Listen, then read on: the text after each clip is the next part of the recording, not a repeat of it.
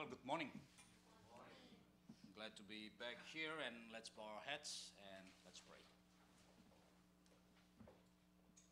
Dear Heavenly Father, we come before you, Lord. We thank you for the opportunity to study and meditate from your word. We pray, Lord, that your word will speak to us, and as we worship you, we will listen from you, and we will meet with you, and our lives will forever be changed.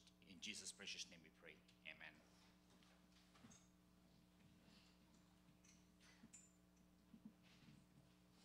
Okay, today I would like for us to study more from a very famous psalm that have been read before, Psalm number 8. This Psalm number 8 is actually a very unique psalm because this is psalm that is probably quite famous, but on the other hand, a lot of times I believe this psalm hasn't been dealt with in an appropriate way as well.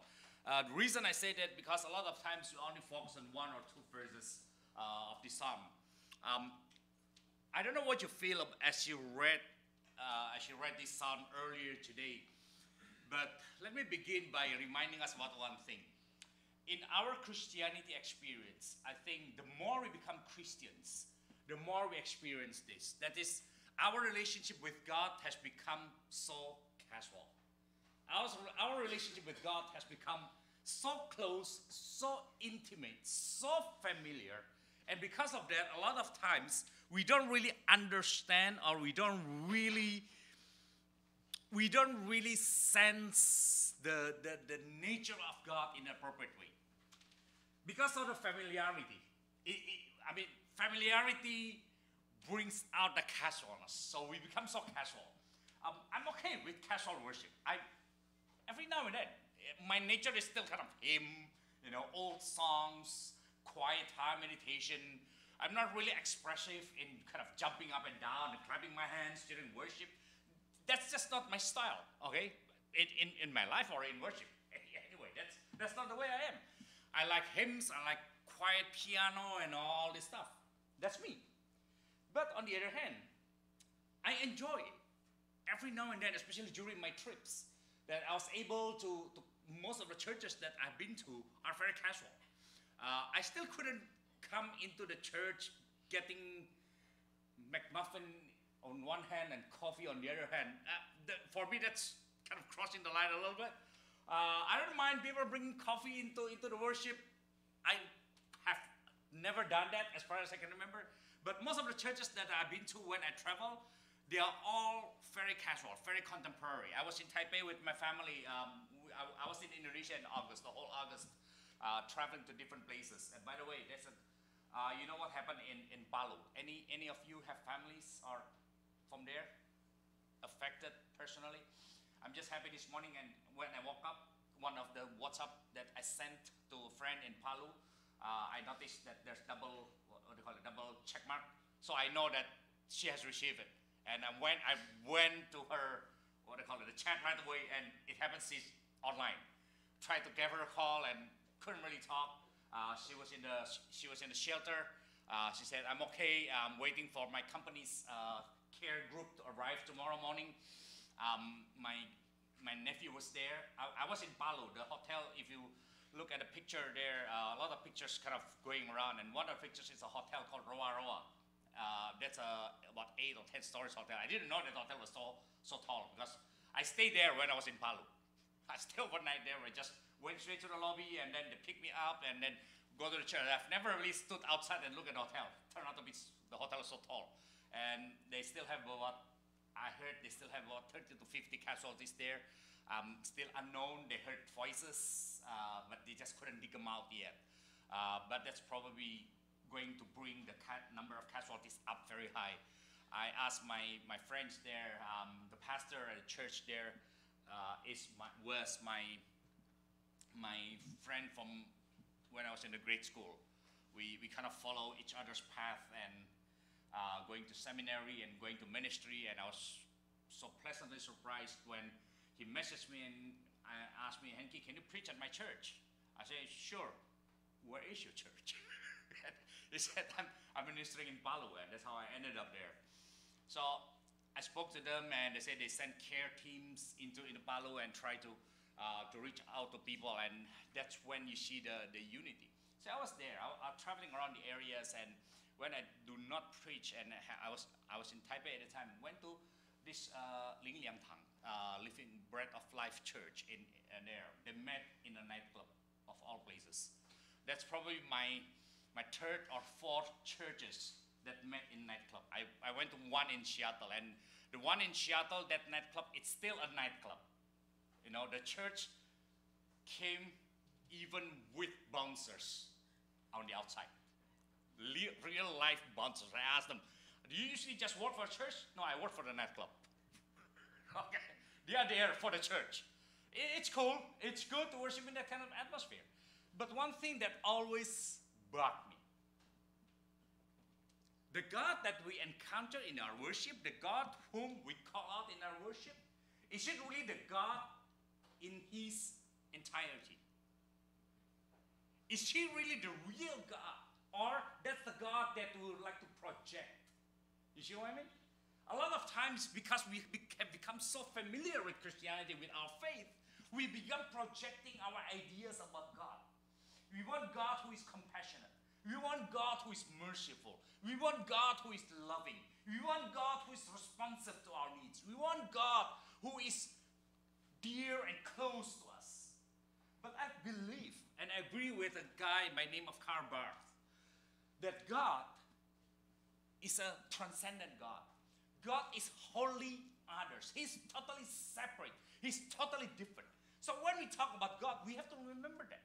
He is a God in his true nature, in his true attribute, is totally unapproachable to us. There is no way, even in our best behaviors, in our best manners, in our best intention of worshiping him, we can't do anything to him. We can't even come close to him because he's just so glorious. He's just so big. He's just so holy. This psalm, when I say that a lot of times it's a little bit understated, is because when we talk about God's glory, we are talking about what he's doing for us. But what I would like us to focus on this part is when we talk about the glory of God, we are talking about God who is scary. We are talking about God who is unapproachable. We are talking about God who is so holy that nobody could ever come before him. Let me give you some ideas. Let's start with Moses. Remember Moses? He asked to see God because he was so casual with God. He was so close with God. So he dared to ask God, God, if we are close, we are buddies, right? We are friends. So do you mind showing yourself to me? And he forgot. Even during his encounter, his brief encounter with God, when he was up in the mountain, when he came down, he has to close his face. He has to cover his face because the glory of God rubbed upon him, and people, the normal Israeli, the congregation, couldn't even look up at him. You remember the story? And he asked God, can I see your face? God said, no way, dude. You can't see me. You're going to die. But hey, if you are adventurous enough, I'll give you a shot. Let's give it a try. But sorry, you couldn't see my face. You can't stand to see my face and live. I'm going to see you my behind. Come on. I'm going to see you I'm going to show you my behind. But even so, God only showed himself in passing, and then he covered Moses. Remember that story? He covered Moses behind the rocks. Moses couldn't really see anything. I believe what Moses heard was just voices of God passing by. That's how awesome, that's how great God is. That's how different God from us. Think about the seraphim and the cherubim. One of the things that always strike me with the seraphims and the cherubim is this. They have wings. And the Bible tells us of their 6 wings, they use what?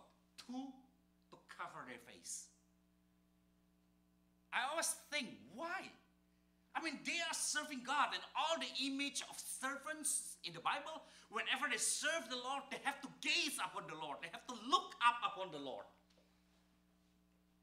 But these holy angels, these holy creatures, who are always in eternity in the presence of God, the first thing they know to do is, we can't stand to see the glory of God. They cover their face. I told you one of my favorite songs is always I Can Only Imagine. I couldn't really imagine what's going to happen when I stand, when I am before the Lord. Will I be standing? Will I be prostrating? Will I be able to speak? Will I be dancing? Or will I be mute and just totally dumbfounded, couldn't say anything? We don't have that experience.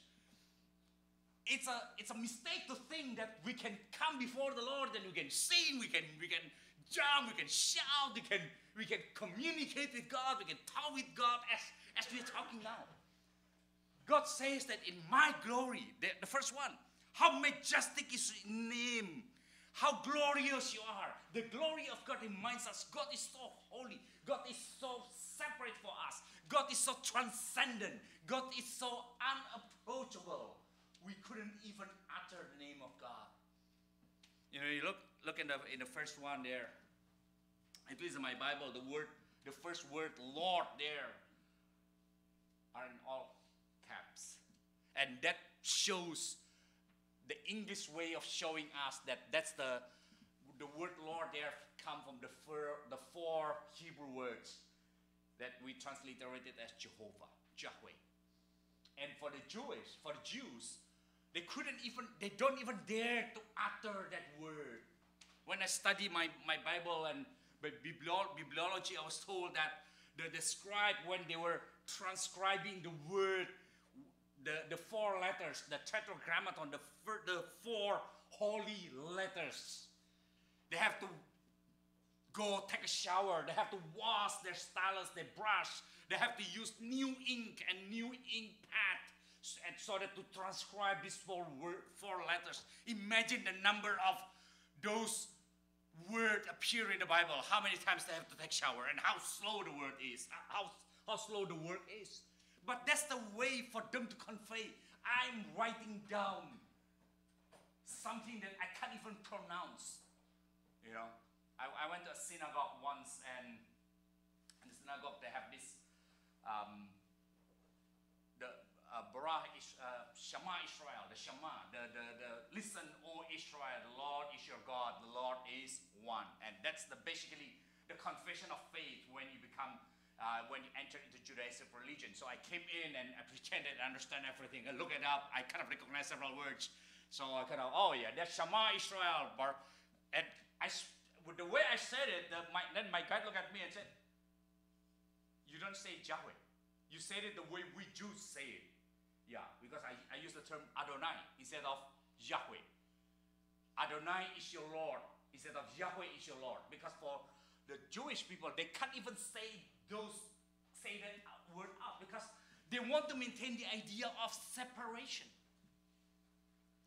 So I hope I hammer it down to you already that when I say that we are too casual to God, a lot of times we misunderstand the other side, the other part of God's attribute, that is He's totally unapproachable. He totally is different from us. He is so holy. And I hope we always keep that in mind. When we pray, when we worship, when we read the Bible, I hope that sense of I am standing before a holy God. God who is not supposed to be approachable by me. And now I can communicate with Him. That's why whenever I was called as the servant of God, I always, I have goosebumps. I have kind of a lot of feelings going through me because now I have to be responsible to the God who is not approachable. I can't even talk to Him directly. So, we have to remember that. But then we talk about the glory of God. In verse 1 it says, "O Lord, our Lord, how majestic is your name in all the earth." Name here is representation of God's personality. But it says here, your glory, your majesty can be sensed, can be felt on earth. God's glory is expressed in nature. When we see God's glory, creation offers a little bit of glimpse into God's glory. That's what verse 1 says. Your glory has been displayed above the heavens. God wants to make Himself known to us. He wants to communicate with us. He wants to speak to us. He wants to have a relationship with us. But He can't have a relationship with us in His own way. So He has to stoop down. He have to bring himself down. But even when he brings himself down, his glory is manifested in such clear way.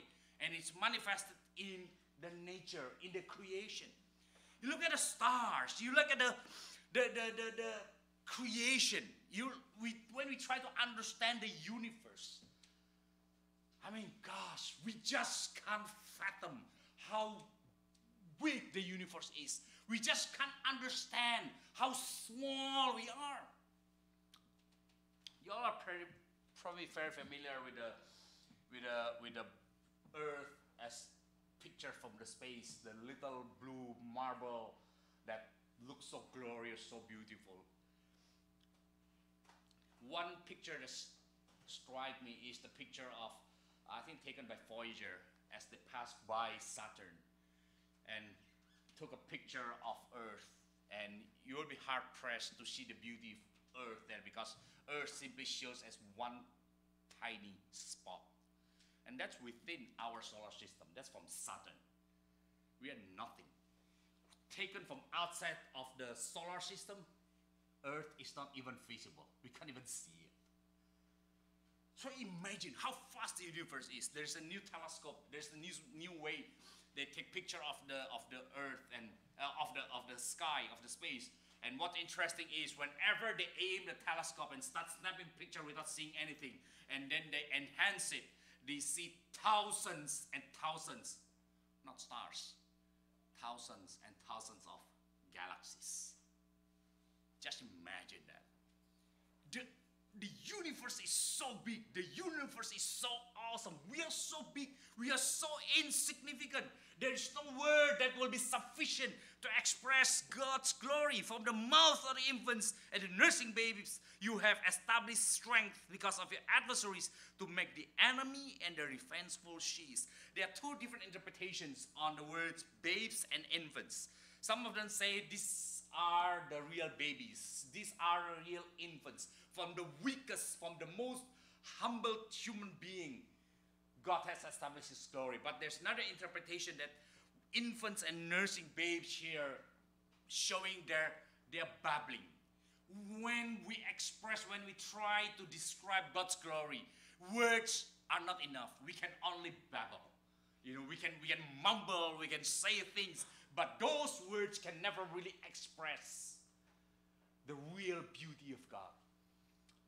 One thing that I'm very lucky is I can travel to a lot of different countries, different places. I've seen a lot of places with my own eyes. I've been there, and a lot of times I intentionally just keep my phone and don't take it out. Just try to absorb it. Just try to be there and enjoy it. And one thing that really got me is when I imagine how man has built all these buildings. For instance, I was in Egypt earlier this year, and I just stood there under the pyramids, and I was in Luxor and Karnak, and outside of the gates there with all the sphinxes. And my guide said, "Well, Mr. Chiok, it's time for us to go. You have taken pictures." I said, "No, I would like to stay here for a while." I would just stand there, and he looked at me and said, "Are you okay?"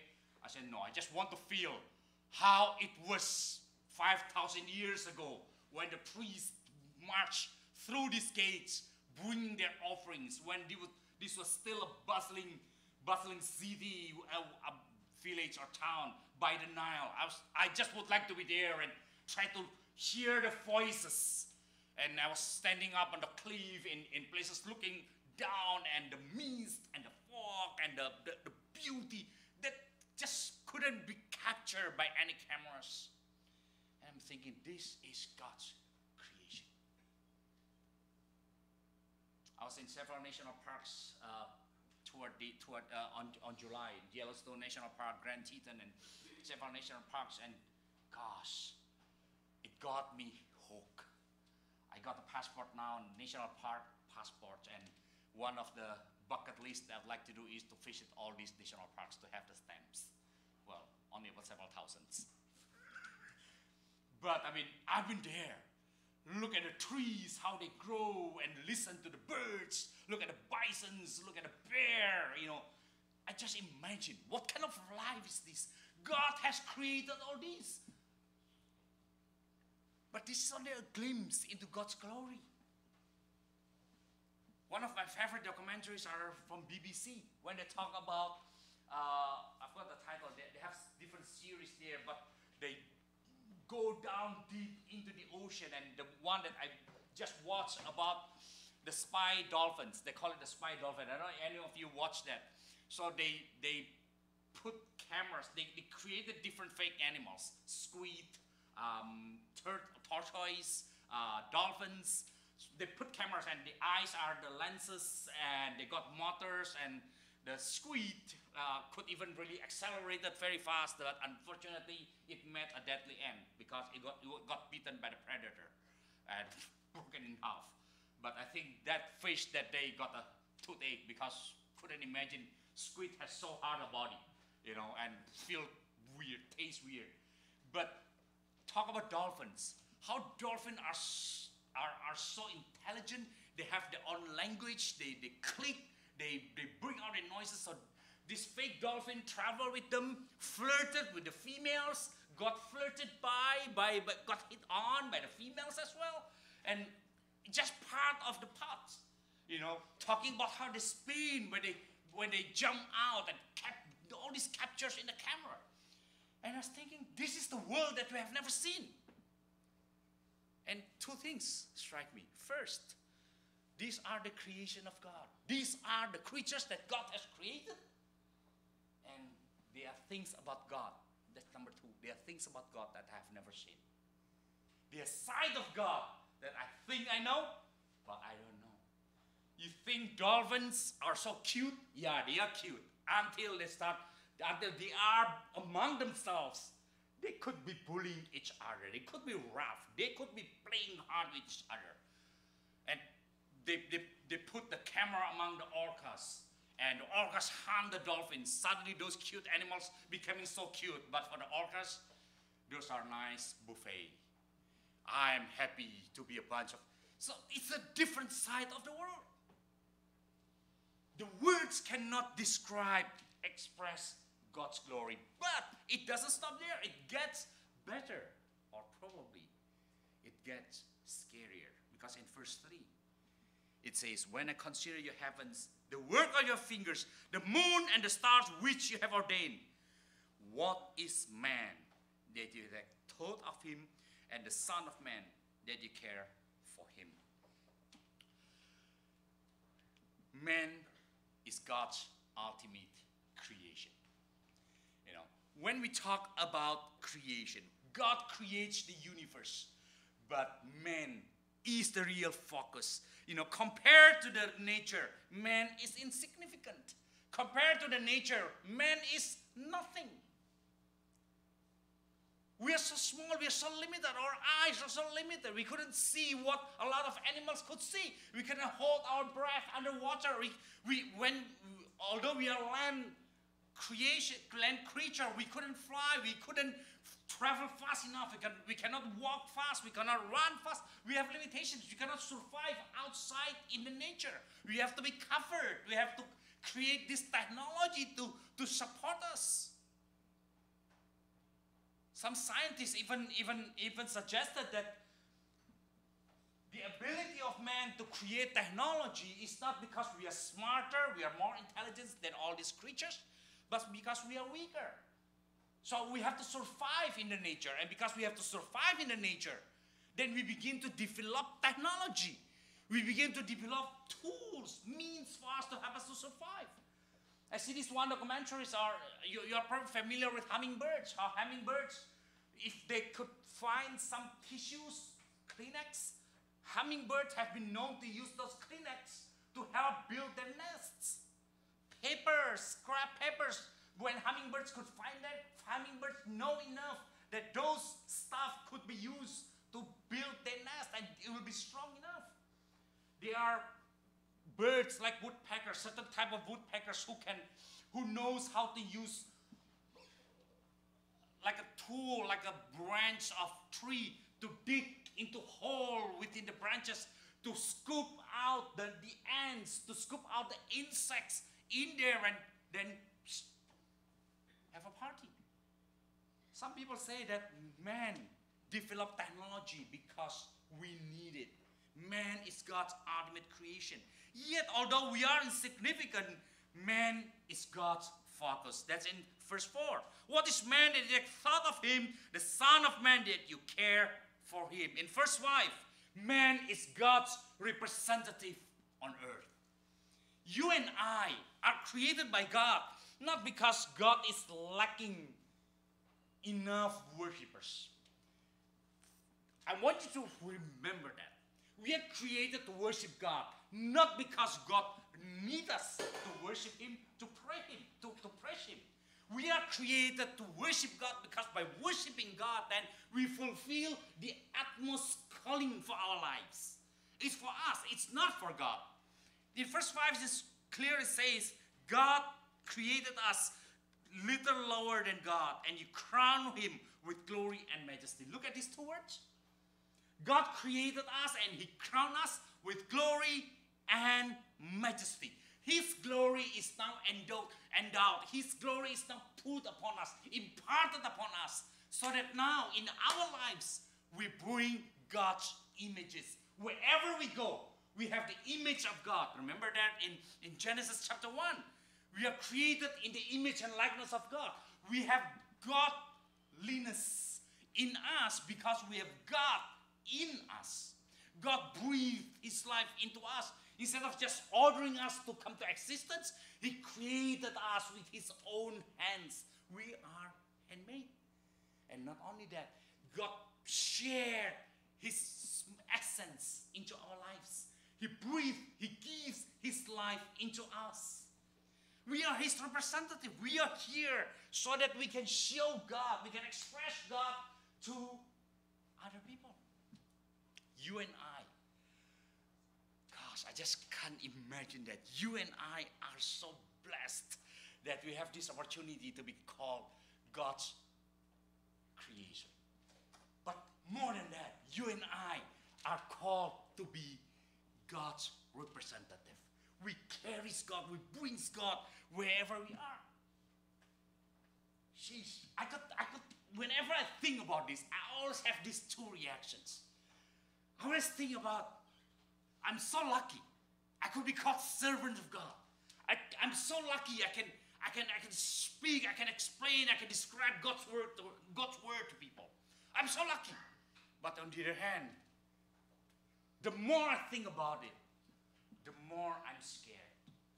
Who am I to be called the servant of God? Who am I to be called the child of God? Who am I to have this direct access to God and then to represent God on this earth? Many of you have started working and now you have this additional burden of representing your company when you are out. I don't know how you feel, but it's not that easy.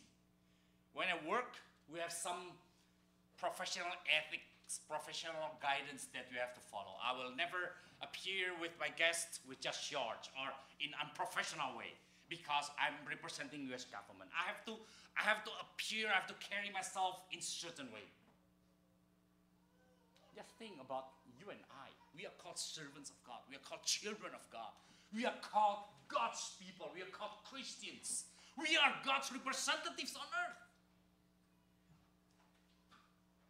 What we call as giving testimonies, what we call as becoming witnesses of God. We basically carry God and represent God, show God to other people. So the question is, when people look at us, do they see God?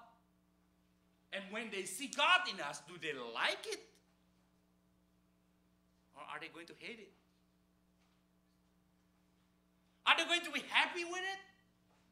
Or they say, well, if that's how God is, I'm just happy that I don't belong. I don't have anything to do with it. You look at verses 6 to 8. God's glory shines to us only when you and I will live in accordance to his purpose. In verses 6 and 8, You make him to rule over the works of your hands. You have put all things under his feet, all sheep and oxen, and also the beasts of the field, the birds of the heavens, and the fish of the sea, whatever passes through the paths of the seas. You know, several things. All that we have to remember, everything that you and I have, everything that you and I master, control, they all come from God. When we talk about, I'm not going into this too much, but I would like to touch this a little bit. Science is basically man's response to God's creation.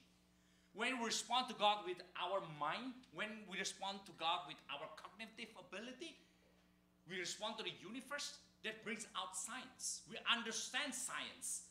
But when we respond to God with our heart, it brings out arts. Arts is the way we respond to God's creation through our hearts. It brings out music. It brings out things that cannot be explained scientifically, and we don't want to explain it scientifically, but we enjoy the beauty of it. When we look at a sunrise and sunset, for instance, we understand scientifically how it works. There's nothing special with that.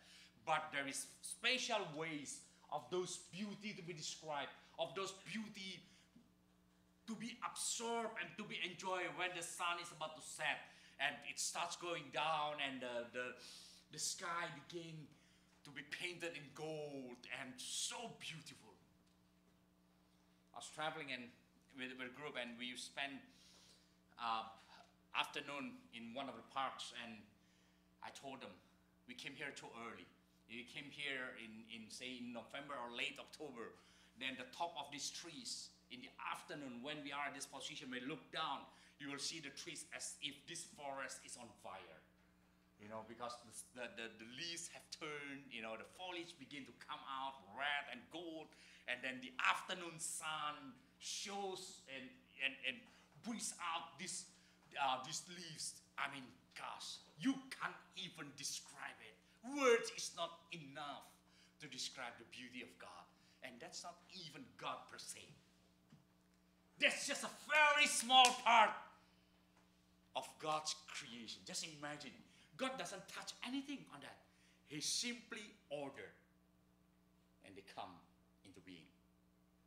Let there be trees, and the trees sprang forth.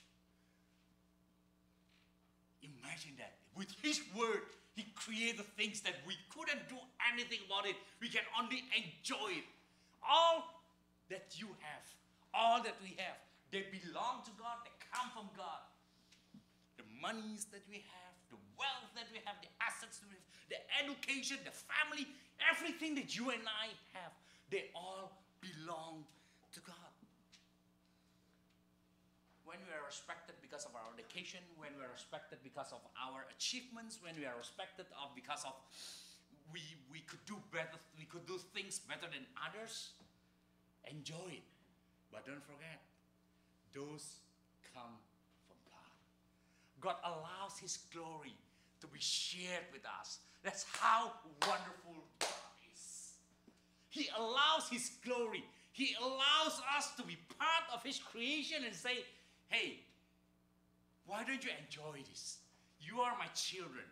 You are my representatives. You are my witnesses. I want you to enjoy this, and it is through you that other people who don't know me, they can come to know me. That's why I would like to emphasize, each of us, whatever we do, we have to try to be the best. Not because we want to gain more, but because that's the only fair way for us to be able to represent God to others. You can't become lazy Christians. You cannot become a lazy professional Christians. You cannot, because there's a disgrace to God. In whatever you do, you try to be the best, not in order for people to praise you, but so that you can use these as platforms. You can use these as means, as tools to help people to see God's glory. Our lives and everything that we have to show God. That's personally. That's for us. That's within us. You have to enjoy it. Give thanks to God. You know, when I travel, when I enjoy what I enjoy, A lot of times I remember in the morning, I'll come to God and in my lone time, look down, look out on the balcony and look at the sceneries, or going out of the lobby, or just stay at home, coming out and look at streets, at things that going on. A lot of times I'll be thinking, God, if this is not from you, I won't even be here. I've been in the US for 20-something years, but there are still days that I kind of wonder, how could I end up here? How could I end up here? When I was in Indonesia, I had several days, kind of like my downtime. So I went up to Mount Bromo in Surabaya, just a short trip. I went down, I went to the island in Makassar, and I look at people there. And when I was in Egypt, I had the same feeling. I went on the cruise, on the river cruise with a sailboat there. I spoke with the captain. He wants to be called captain, and he is a captain. So captain, how old are you? He looked at me and say, I'm 54. Kind of, okay, we are the same age. He looked way, way, way older. And so we spoke through the interpreter. So, how's business for you? He said, well, it's up and down, in Arabic. And is that your son? No, that's not my son, that's my nephew's. He's my nephew, I take him. So are you in school? I'm out of school, I don't have money to go to school, so I start taking passengers on the boat. So where do you sleep? Because he said, they're not from here. Where do you sleep? And he pointed what I thought just a cabinet. That's my bedroom. That's on the boat. He slept there about 3 months out of a year. That's when he worked. And I'm thinking, here am I, American tourist. They expect me to tip a lot. They expect me to be rich. Oh yeah, I'm rich compared to them. I'm way, way above them. I said it not to kind of brag. What I want you to think is what I thought. His position, that was easily me, right? God can create me and put me in his position. When I was in Indonesia, my daughter looked at me and said, Dad, are you okay? Because I was looking at this like orange slices that we have here, you know, the fruit slices that we have here. It's a fruit slices and have this peanut candies, yeah, cap kuda terbang. It's in Indonesia, I don't know if you remember that. I look at it, my daughter said, Dad, why? I said, when I was younger than you, I couldn't even afford to buy this. I was so poor. I couldn't even go out and buy bakso. I don't have money for that. I have to go on the street and, you know, become street vendor and carry stuff to sell it to different stores. So that's always my soft spot. Whenever I'm in Indonesia, people, and I begin to see more and more Chinese. They go into a restaurant that when we are eating, and they try to sell bak pao, they try to sell soy milk, you know, peanuts, and I always buy. I always buy. I couldn't help it. I have to buy because I remember when I did that. I remember. I don't know what to do with it. Most of the time, just give it to people. Tukang parkir outside, just give it to them, right? But I have to do that. That's my background. That's how I got raised. Now I'm thinking I'm in America. People think Americans are rich. They don't know I still live month to month in the rental. They think, well, I'm in America. You must be rich. It's easy for us to be in that position. But God created you. God put you here in your struggles, in your difficulties, in your successes, in whatever you achieve. Remember, God put you where you are. Number two, the implications. The first one, we talk about ourselves. When I say implications, I would like to talk a little bit more about the way we deal with others. The implication of being God's representative, of enjoying God's beauty and his attributes is, that means we have to treat others with dignity. We cannot afford to look down at anybody who are different from us. We can disagree with them. We don't have to like them all the time. There are things that, geez, why do you do it this way? But we cannot afford to look down on people. When we talk about injustice, that's not just a violation of humanity. That's a violation of our relationship with God. When we despise others, when we have prejudice based on race, for instance, hey, no man can choose their skin colors. You can be darker or lighter, depends on how long you want to spend outside, but your skin is going to be the same. You can choose your professions. You cannot choose what kind of color, what your race is. And that's what always get me when people become racists. That's one thing I couldn't understand. God created it this way. As far as I could remember, God didn't ask me where I would like to be born in Indonesia and in America. I was just born there. So why should I be looked down, or why I become more superior simply because of the country where I was born that I couldn't choose? I don't get it. And I don't get it when Christians, and yes, I am a circle of friends who think that because they're white, they're more superior than others.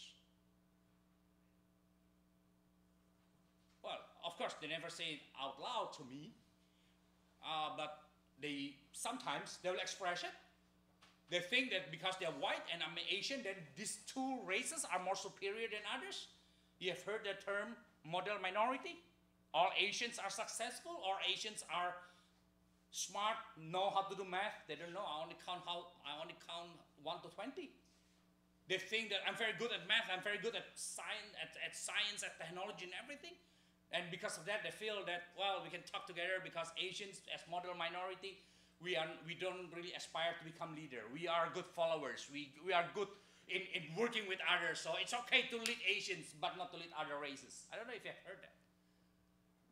I look at him and say, well, how could you say that? He doesn't choose to be that skin color. And why do you think that you are better than others? And these are Christians. Unfortunately, some of them are pastors. Oh, that hurts me so much, because the way I understand God, God puts His images in every single one of us. So when I look at a homeless person, I should be able to see God in him. That's why I want to become a servant of God. Because God created them. They just don't know yet. God has a purpose in their lives. They just can't figure that out yet. So because I love God and I know God loves them, then I have to go out, I have to reach out to them, I have to minister to them so they can also fulfill God's plan in their lives. You and I are called to deal with this in the way we treat each other. We cannot look down on others. We cannot degrade people that we meet. So think about this. When we enjoy the beauty of this universe, when we enjoy the beauty of God's creation, we have to always think about people who are less fortunate than us.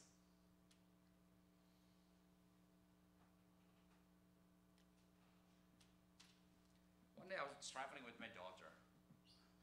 We were up in the castle in Prague, and we walked down. There's this lady, she was a street musician. She was playing clarinet there.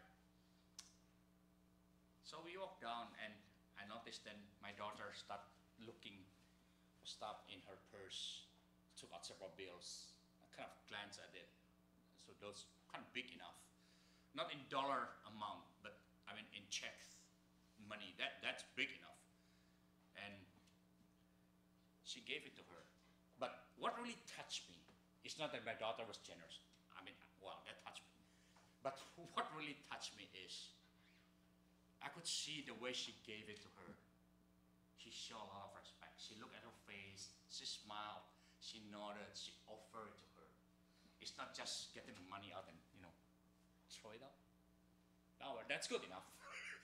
But what I was really so touched is she treated this lady as a human being. As a human being. I know I did not always do that. I learned from her. I learned from her. When I read this passage, I remember what my daughter did. Hey, we go out on a mission trip, right? Feed the homeless. How are we treating them? At a distance? You know, we finish everything. Let's empty all those hand sanitizers, clean us up, take a shower, and let's go eat. You probably do that. There's nothing totally wrong with that. But if you treat them humanely, you respect them, they will feel it, they will sense it. I was in downtown LA a few days ago. As we came out of our bus, there's some group outside of the federal building, and these are groups that came to that particular stretch of street to help the homeless. They have this porta shower, they have this makeup kit there, and they just give these homeless people shave, cut their hairs, braid their hairs, you know, make them presentable.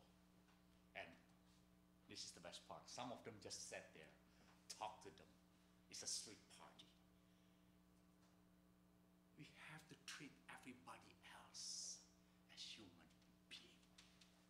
They're probably less fortunate. They're probably not as good as us. They're probably criminals. They probably have done bad things in their lives.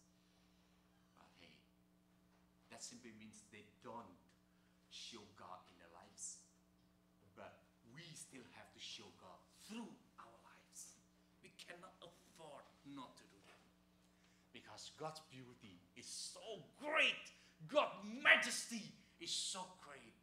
And we are allowed to express this just a little bit, just a tiny bit. But that's enough to bring people to God. I mentioned Palu earlier today. I spoke with several people who have businesses in Palu. And of course, the usual thing is, hey, how's your showroom? How's your office? How's your hotel there, right?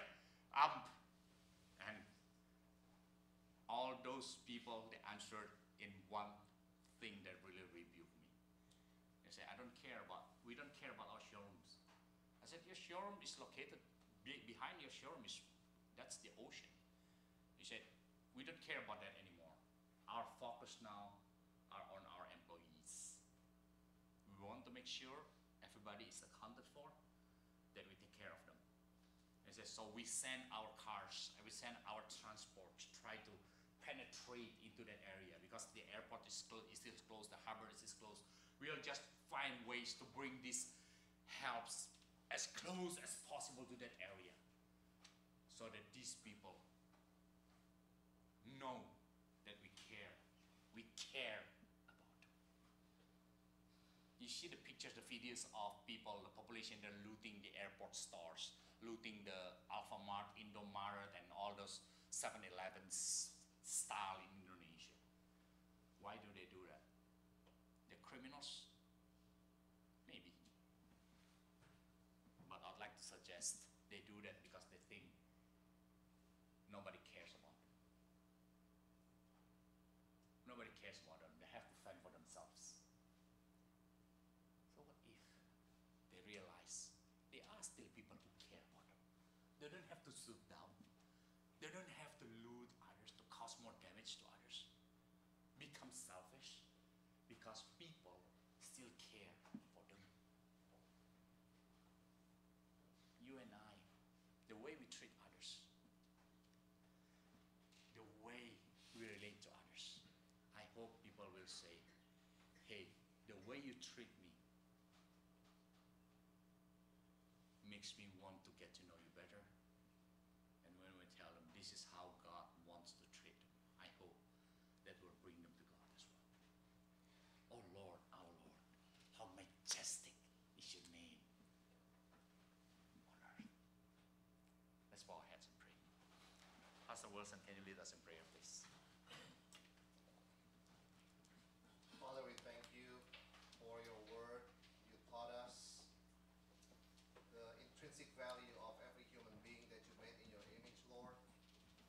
you every time we look into ourselves, we look to others, Lord, we can see the reflection of your glory, the glory of your design and creation for all human beings. We thank you, Lord, you call us to respect one another as a reflection of our respect for you.